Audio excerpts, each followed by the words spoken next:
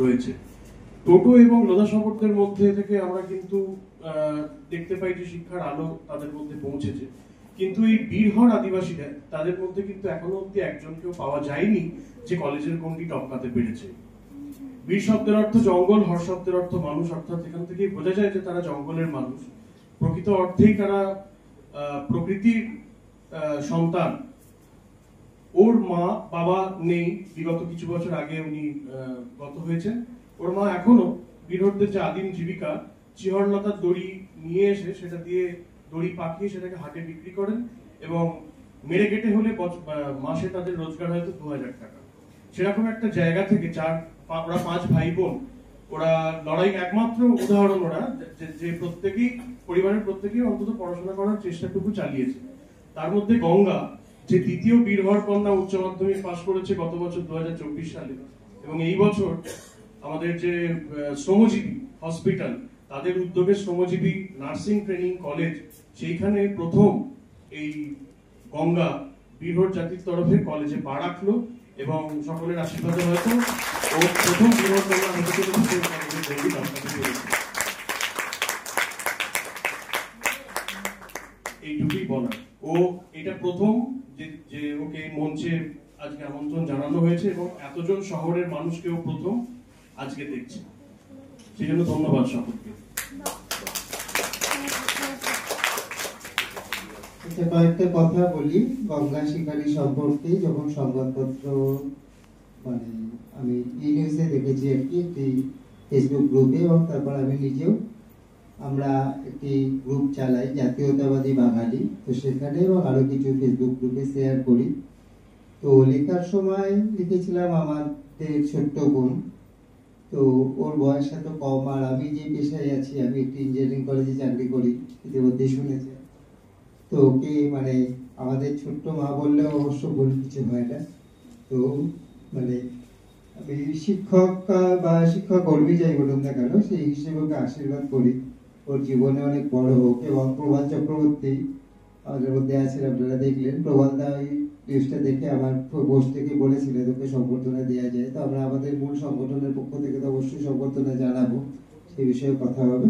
এবং তার আগে আমরা এখান থেকে পেয়ে আমরা খুব খুশি। আচ্ছা, আমি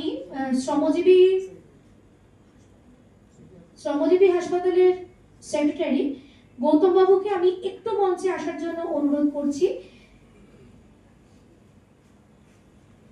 কারণ মানে ওকে পাওয়া আমাদের গৌতম বাবুর হাত ধরেই।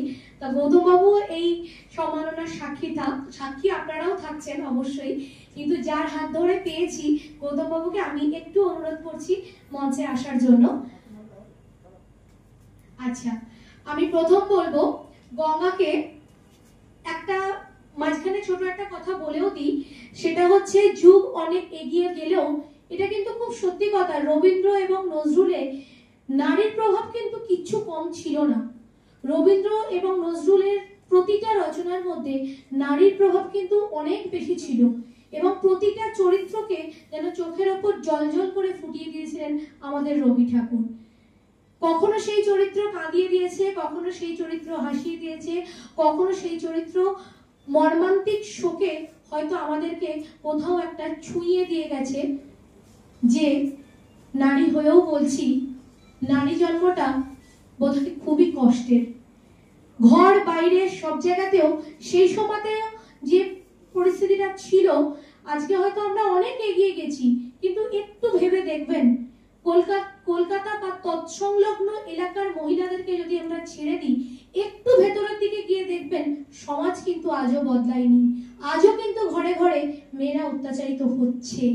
তো সেই জায়গায় দাঁড়িয়ে, সেটা অন্য বিষয়ে আমি যাচ্ছি না, কিন্তু আজকে গঙ্গাকে একটা মেয়ে হিসেবে অবশ্যই ওর লড়াই তো আছে, কিন্তু এখানেও আরো একটা কথা হচ্ছে, সর্বোপরি একটা মেয়ে হয়ে সীমার বাইরে পাটা রাখতে পেরেছে, এটা কিন্তু অনেক বড় সাহসিকতার পরিচয়। তো আমরা চাইব গঙ্গা আগামী ভবিষ্যতে পরবর্তী প্রজন্মের তুমি একটা দৃষ্টান্ত হয়ে ওঠো। আমি অনুরোধ করব ডাক্তার রজত মোহন রায়কে ফুল দিয়ে তাকে দেবাশিস বসুকে অনুরোধ করব উত্তরীয় পরিয়ে দেওয়ার জন্য।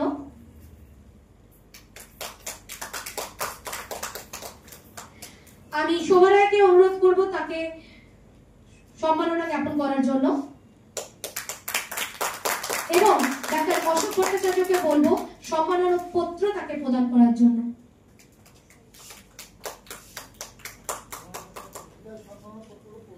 হ্যাঁ, সম্মাননা পত্র পড়ে দিচ্ছি।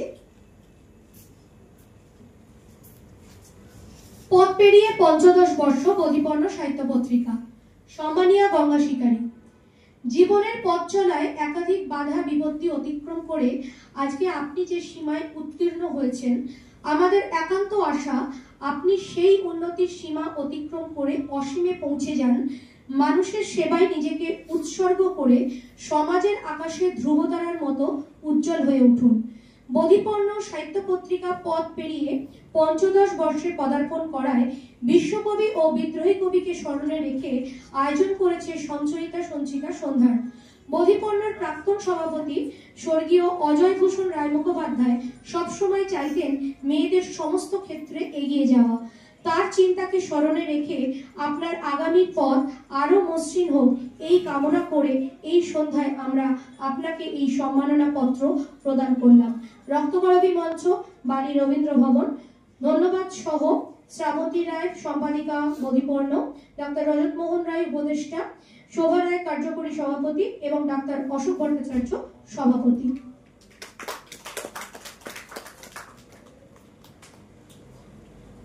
খুব ভালো লাগলো আজকে ওকে এই রবীন্দ্র নজরুল সন্ধ্যায় ওকে সম্মানিত করতে পেরে, আমাদেরও খুব ভালো লাগলো এবং অবশ্যই গৌতম বাবুকে আমি অসংখ্য ধন্যবাদ দেব যে ওনার মাধ্যমে, ওনার সাথে যোগাযোগ করেই কিন্তু আমরা গঙ্গাকে আমাদের এই মঞ্চে পেয়েছি।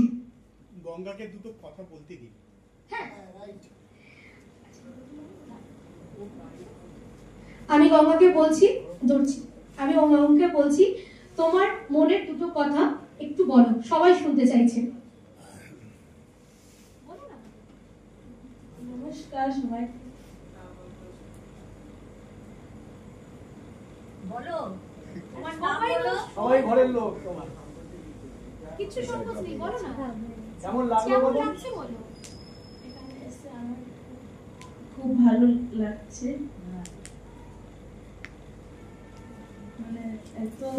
এত লোকের সাথে আমার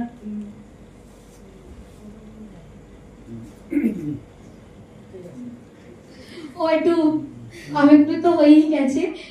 কেঁদো না, এগিয়ে যাবে, নিশ্চয়ই এগোবে এবং অবশ্যই একটা দৃষ্টান্ত হয়েই তুমি এগো, এটাই আমরা সকলে মিলে চাইবো। গঙ্গার জন্য আমি অনুরোধ করবো আরো একটা জোরে হাত টানবে এবং যে নাম উল্লেখ করলাম, স্বর্গীয় অজয় ভূষণ রায় মুখোপাধ্যায়, আমার বাবা, সব সময়ের জন্য যে মানুষটা চাইতো মেয়েরা এগোবে, মেয়েরা করবে এবং বলতে পারেন এটা আমাদের একটা বংশের দ্বারা, আমাদের বাড়িতে মেয়েদের কথাই শেষ কথা হয় এবং বউদের কথা শেষ কথা হয়, ছেলেরা সেখানে খুব একটা প্রায়োরিটি পায় না। মেয়ে আর কোনো একটা বড় সিদ্ধান্ত হলে বাড়ির মেয়ে বউরাই সেই সিদ্ধান্ত নেয়। তো সেই জায়গায় দাঁড়িয়ে আজকে গঙ্গাকে আমি খুব মিস করছি আমার বাবাকে। যদি আজকে আমার বাবা থাকতো, আজকে আমার বাবাও সব থেকে বেশি খুশি হতো যে একটা মেয়ে তার সীমা অতিক্রম করে শেষ পর্যন্ত বাইরে বেরোতে পেরেছে। ধন্যবাদ।